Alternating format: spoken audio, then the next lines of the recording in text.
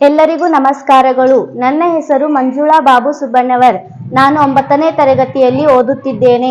ನಮ್ಮ ಶಾಲೆಯ ಹೆಸರು ಶ್ರೀ ಉಜ್ಜಯಿನಿ ಜಗದ್ಗುರು ಸಿದ್ದೇಶ್ವರ ಪ್ರೌಢಶಾಲೆ ವರೂರು.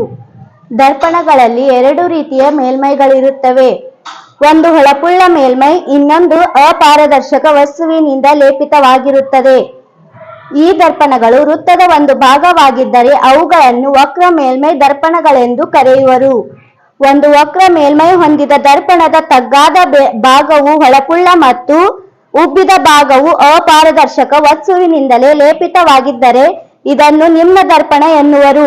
ಈ ಚಟುವಟಿಕೆಯಲ್ಲಿ ನಾನು ಒಂದು ರಟ್ಟಿನಲ್ಲಿ ನಿಮ್ನ ದರ್ಪಣವನ್ನು ಇರಿಸಿ ಇನ್ನೊಂದು ಬದಿಯಲ್ಲಿ ಕಿಟಕಿಯಿಂದ ಒಳಬರುವ ಬೆಳಕನ್ನು ಫೋಮ್ ಶೀಟಿನ ಮೂಲಕ ದರ್ಪಣದ ಮೇಲೆ ಪತನಗೊಳ್ಳುವಂತೆ ಮಾಡಿರುವೆನು.